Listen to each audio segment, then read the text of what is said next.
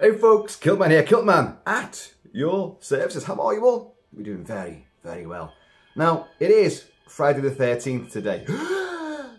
It is indeed. And I woke up to some messages on my phone. I always do. Normally it's kind of like, where were you? When I woke up, you were gone. Just a whiff of tartan in the air. No, not like that at all. People asking me questions and, oh, can you do a video on this, can you do a video on that? And there was a couple of messages, two different people, both girls as it happens. It was about Friday the 13th, what's your favourite Friday the 13th movie? And another one was, what do you think about Friday the 13th superstitions? Do you believe in any superstitions? Is Kilt-Man superstitious? And I never really thought about it. I mean, I have thought about it because I love Friday the 13th, the movie, and I love the whole uncanny, superstitious, supernatural sort of thing. Of course I do. But am I actually superstitious? Well, so I've took the liberty of writing down a little list of superstitions that I think are prevalent. And I didn't cheat, I didn't look at any lists of superstitions or anything like that. Because around the world there's going to be absolutely gazillions of variations and different sort of things that people in different cultures are wary of. Usually they're wary of the English, you know, and that's an understandable superstition to have. So I think, first of all, before discussing Friday the 13th, the movie franchise, which I'm really no expert on, folks, to be honest with you. I know I do like the character of Jason Voorhees, and I'm playing a little playlist of Henry Manfredini's fantastic, you know, music from the first 3 Friday the 13th movies. Which, by the way, the only ones I actually enjoy are the first 3. Although I like Tom Savini's gore effects for part 4. But yeah, we'll come on to all that. But let's have a little look at them. Some superstitions. And this is off the top of my head. I thought of 13. I thought I'd tie it in. And we'll start off with the number 13. Is 13 actually unlucky? It's just a number, isn't it? And where did it come from? Isn't it to do with Judas Iscariot being the 13th member of the Last Supper? You know, the great betrayer, you know. And 13 is considered unlucky because of that. There's probably a lot more reasons. I think you'll find a lot of these, a lot of the more sort of abstract sort of things are based in like Christianity and folklore and Roman and Greek religions and beliefs. And I'm no expert, but number 13, do I find that unlucky? I don't know. I've been asked, and now I'm asking myself, maybe I do.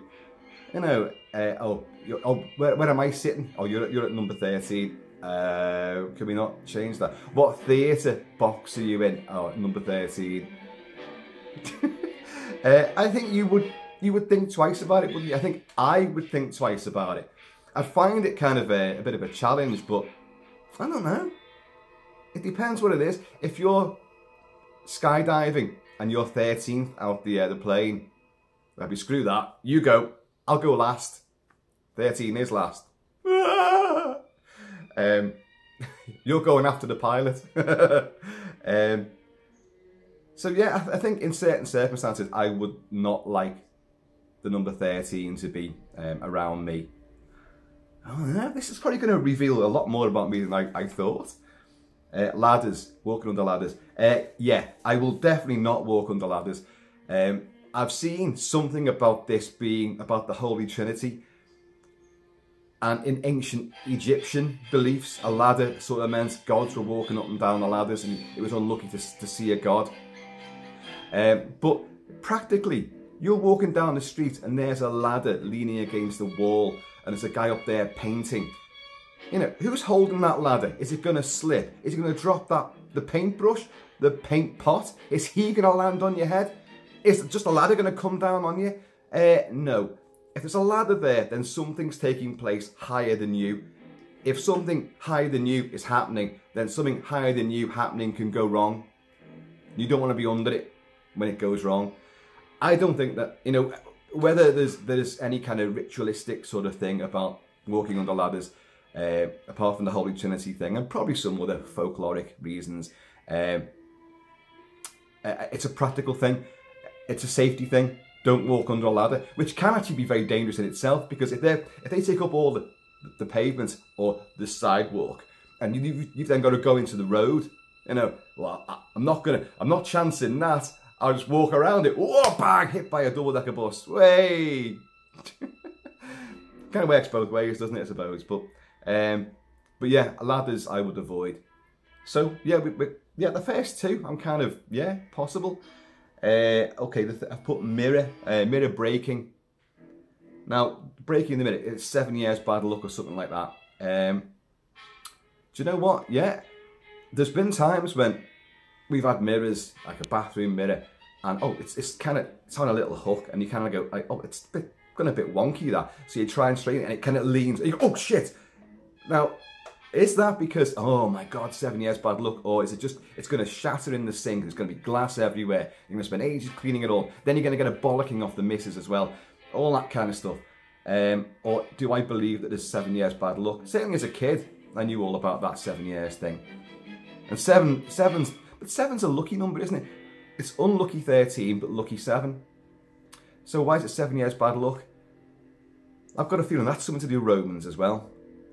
What have the Romans ever done for us? Brought peace. Peace, shut up. Do I believe? Yeah, well, 7 years bad luck. There's certainly something uncanny about a mirror, especially in most customs and cultures. You know, your image and the mirror image is kind of reversed. So you break the image of yourself. Imagine the crack that's in the mirror, and like you're seeing a fractured version of yourself. I'm sensing giallo thrillers racing through people's minds now. Fractured psyche. Would it turn you insane? I don't know. And has it ever happened to anyone? You know, you broke a mirror. Did you actually have 7 years bad luck?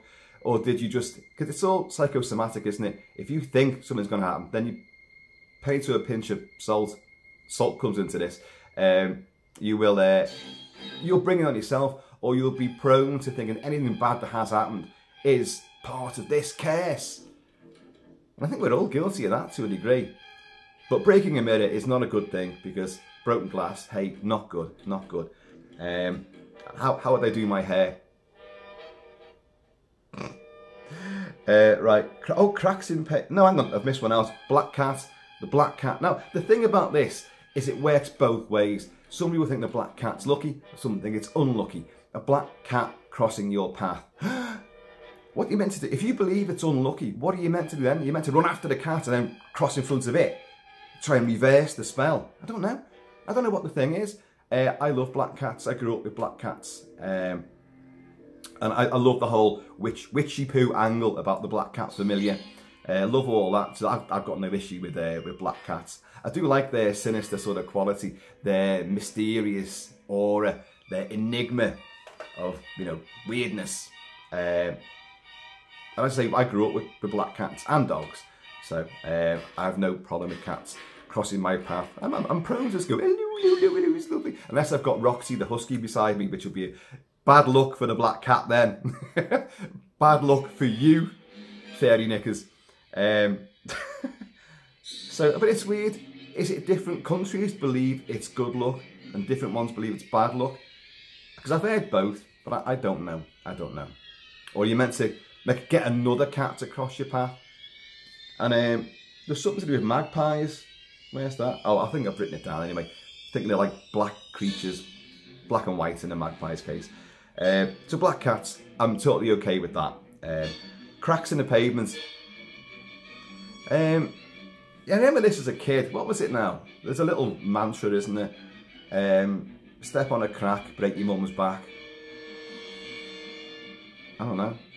Step on a line, smash your spine. Where does that come from? Cracks in the pavement aren't a good thing. They're evidence of subsidence for one thing. So it could just be like sinkhole. You put your foot in, whoa, down you go. Or it could be an uneven paving stone. And that's never good. You know, it's been raining and like, you know, you're trying to skip through all the puddles and then you land on a pavement that's got a crack in it and it just tips up, all the water just comes out, whoosh, you're like, oh, bloody hell. And then as you're doing that, you're walking through the ladder, which is slipping on the rainy sidewalk. Oh dear. So I don't know. Cracks in, no, they don't bother me. Never bother me. Uneven paving stones, yeah. If I clock it, yeah, I'm going to avoid it, yeah. You don't want to go arse over the tip when you're wearing a kilt. So, no. But superstition-wise, no. I can see a basis for it, but I don't adhere to it, no.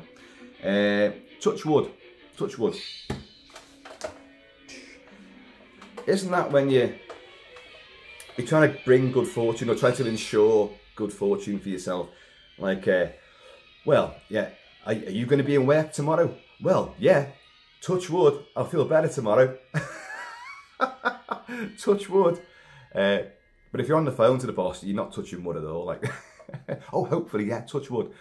Can you make it to the party? Yeah, well, touch wood. But you've got, have I written that down? Oh yeah, the next one's crossing fingers. So we'll combine this, 6 and 7, touch wood, crossing fingers. It's just trying to ensure good luck. Do I do it? I do, actually. I do touch wood. I have definitely done that. I've gone touch wood and looked round at a piece of wood. But I think more just to like, oh, because you said touch wood, you've got to do it. But you say touch wood out of just a you know, vernacular custom. And then if you've said it, you're going to have to do it, aren't you? Otherwise, you're making a complete bozo of yourself. So you look, and if you can't find it, you go like, you know. So crossing fingers again.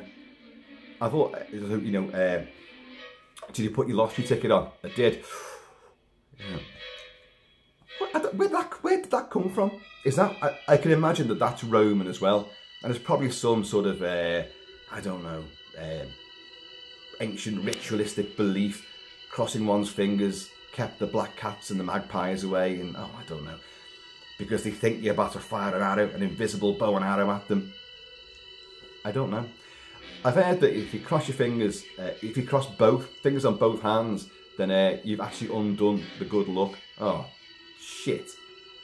Touch wood. That you've actually undone the good luck by crossing the fingers of just one hand. There seems to be a bit of a yin and yang to these things, doesn't there? I have crossed my fingers. But again, like the touching wood, I think it's, you just say it. If you say, well, yeah, hopefully it's going to work, well, cross my fingers, you do it.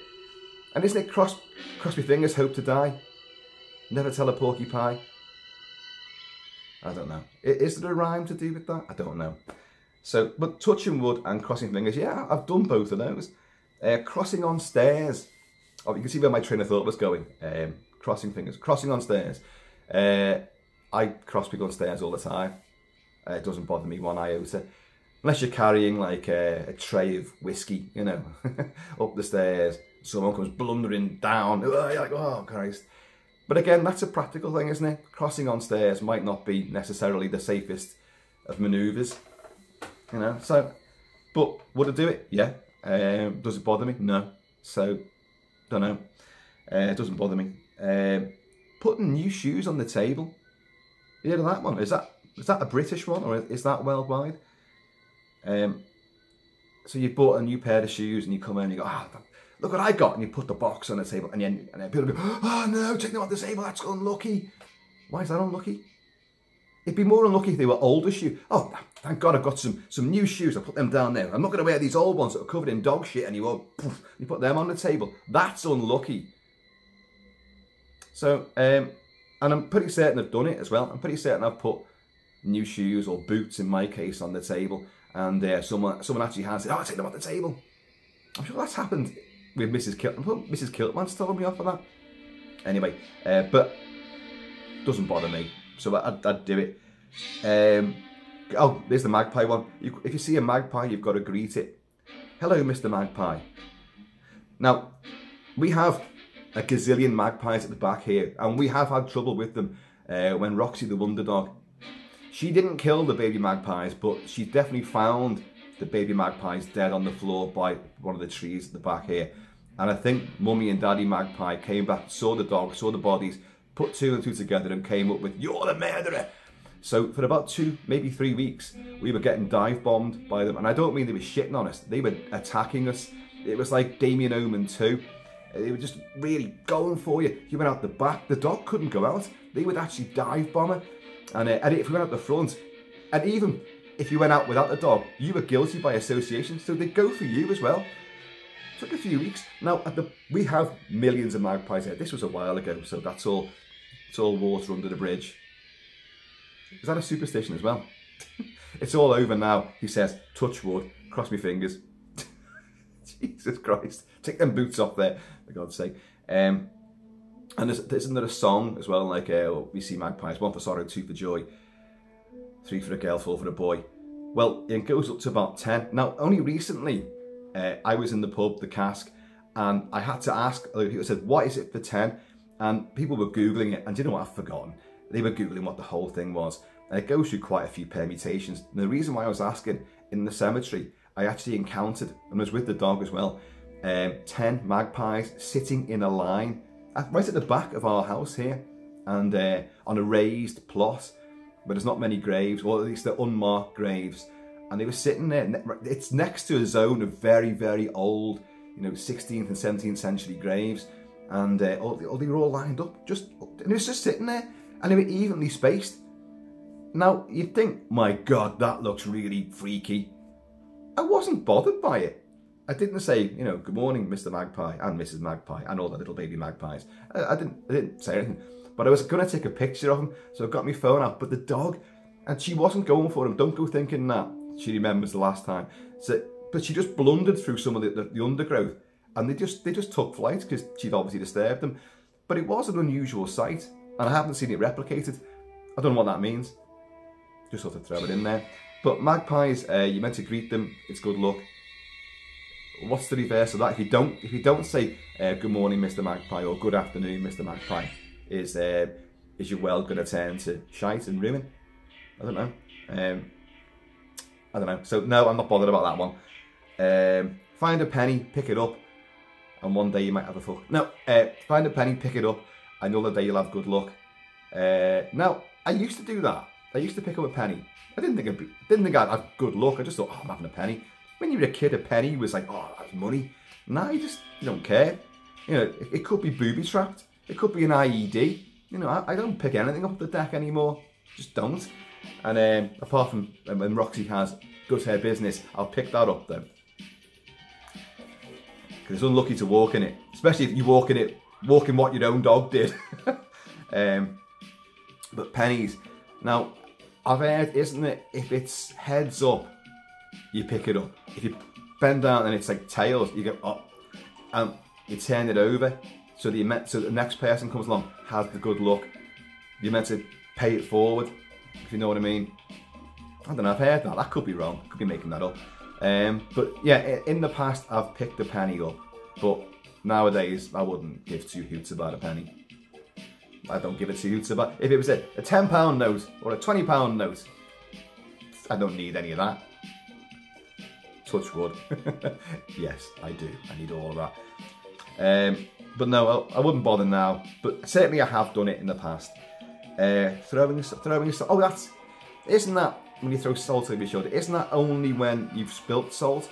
Like you're in a big swanky restaurant and pass the salt. Oops. Oh. And then you have to pick a few grains up and toss it over your shoulder, right in the eye of someone who's sitting behind you. Or people go like, "You've got dandruff." And you go, oh, it's just salt. I've never done that. I don't even know why that is. Why you would do it? What's that about? Someone can let me know that, because I don't know anything about it. I just know of that little custom, but I don't know the whys and wherefores. And I've never done it, that's for certain. Well, that was number 12, believe it or not, and I put 13 down. I know there's many millions more. It's only what I could think of.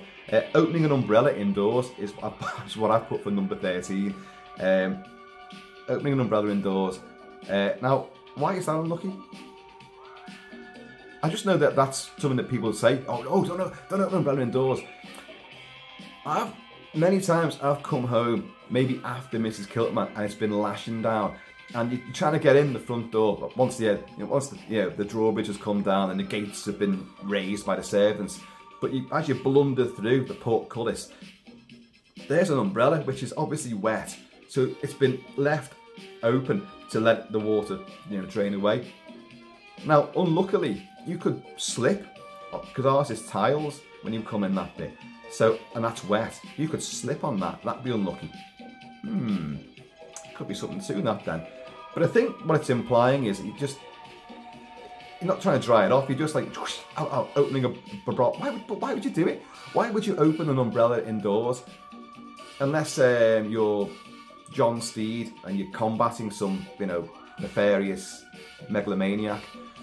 There's some outrageously camp scheme of taking over the world. I don't know. Why would you do it? And what is it going to bring? Rainfall inside? Is it going to make your plumbing spring a leak? Are you incurring the wrath of the water gods? I don't know. Again, I don't know. That was a bit of a shit one to end on, wasn't it? opening up an umbrella indoors. So let's work it out then. Number 13. Yeah, I think I conceded. There's something about that. Ladders, definitely. Mirror breaking, yeah. And practicality. Black cat, no. Cracks in pavements, no, not really. Touch wood and crossing fingers, they're two separate ones. Touch wood, yes, I've done it. Crossing fingers, yes, I'd do it. Crossing on stairs doesn't bother me one iota. New shoes on a table doesn't bother me. Greeting a magpie doesn't bother me. Finding a penny, used to, doesn't bother me now. Throwing salt, definitely not. Opening umbrella indoors, don't give two hoots about. So out of all them, 1, 2, 3, 4, 1, 2, 3, 4, 5. 5 out of 13. Some of them I have done, but I picked 5 that I definitely do think there's something about. So once again, that's number 13, ladders, mirror breaking, black cat, and touch wood and crossing fingers. So it's actually more than that, isn't it? 1, 2, 3, 4, 5, 6. It's actually 6. What the hell? So there you go. What superstitions do you believe in? Do you believe in any? Is there any place for superstitions in this modern world, 2022? I mean, I can imagine why things were prevalent back in ancient times, but have things changed all that much? Excuse me, one moment. Forgot about me tea. Have things changed drastically why we don't believe in certain things? I don't know. I would say not. And there's still plenty of provinces in the world which are what you consider, oh, they're a bit sort of regressive, aren't they? They still believe in this, they still believe in that. Certain places in Europe still bury criminals upside down at crossroads, so they don't come back as vampires or werewolves. There you go. Actually, that probably is a good idea. Let Australia deal with it when they tunnel through and come up there. Right, so what else was I going to discuss? Oh yeah, Friday the 13th. Well, I'm not going to say much about this.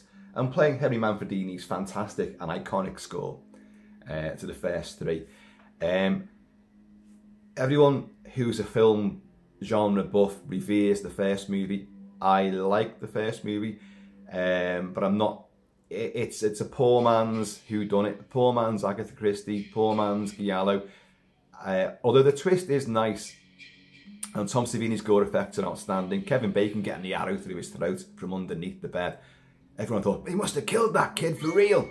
No, they didn't. He's still making EE adverts all over the UK with maddening repetition. Does he live in the UK now? He seems to. Making bloody adverts all the time. No, I like Kevin Bacon, to be honest. I like Kevin Bacon and eggs. But Pamela Voorhees, is it Betsy Brantley? She makes a good villain, to be perfectly honest, at the end, when the big reveal. But you're kind of thinking, she hasn't got the strength to have done all that. There's just no way on her. But the great shock ending of the young Jason coming out, it's illogical, but it's a nice shock ending. And you can see they thought, shit, right, we're going to have to bring him back and make him a Michael Myers unstoppable killer, which is what they did, of course.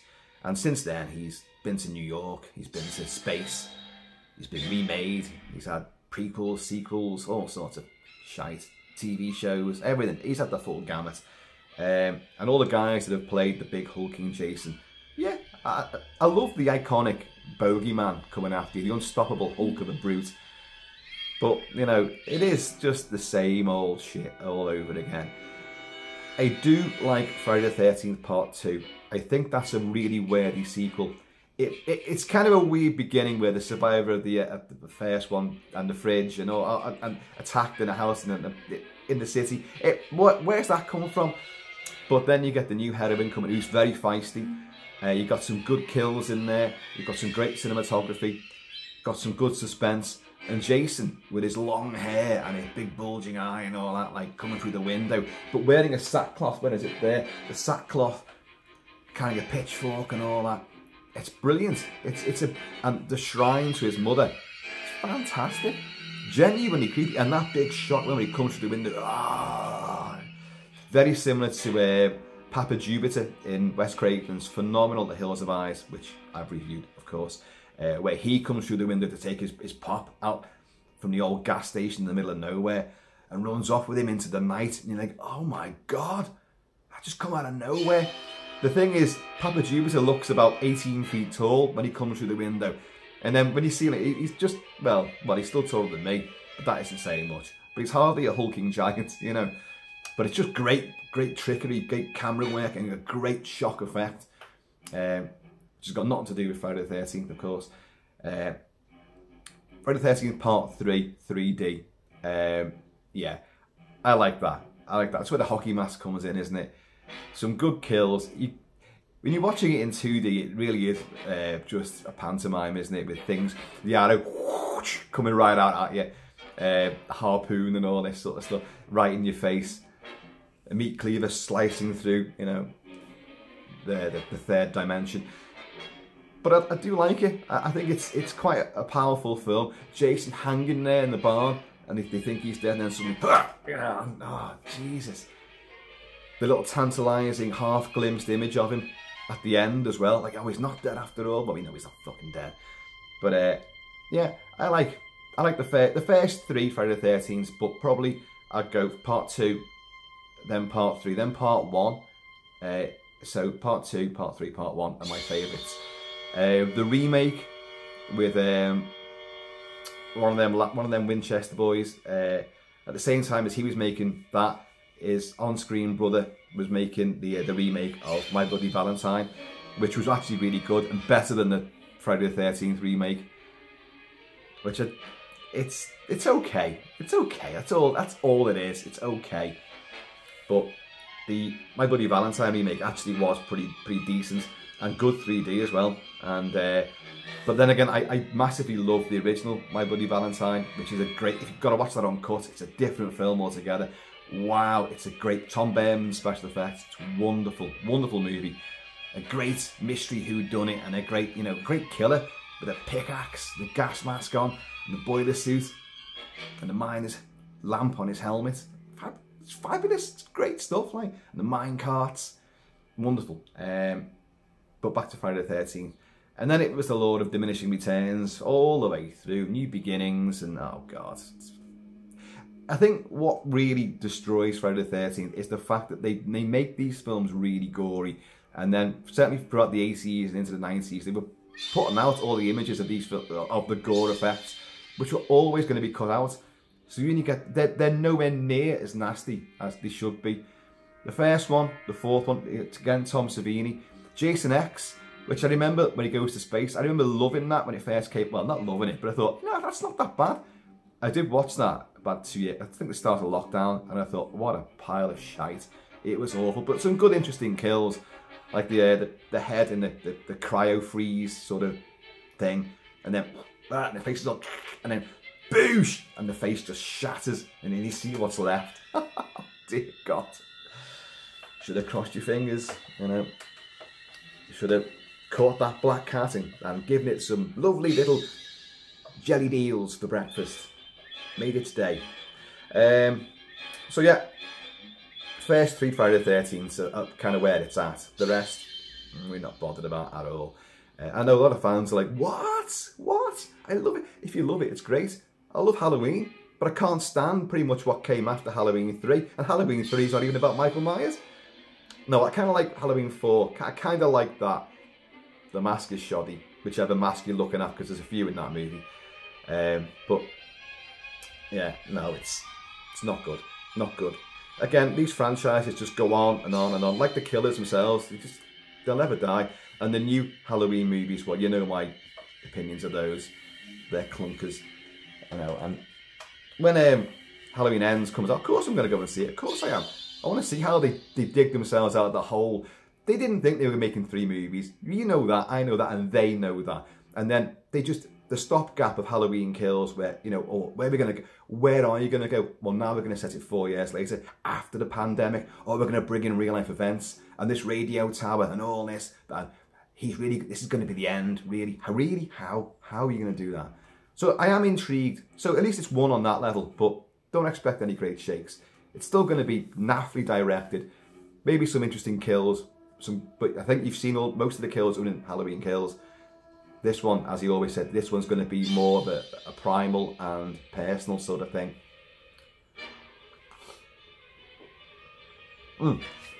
Anyway, folks, there you go. Quick half hour. Superstitions and Friday the 13th. On Friday the 13th. So comment below, let me know what your superstitions are, what your favourite Friday the 13th movies are. What Friday the 13th movies I should go back and revisit, and perhaps, you know, just take off my cynical, critical eye and just, you know, just relax and enjoy it for what it is. You never know, it might work. But, might work. Fingers crossed. Touch wood. Anyway, let me know. So folks, in the meantime, in this ever superstitious hack and slashery in between time, please keep it Celtic, keep it Celtic, and please just be yourselves, you're all.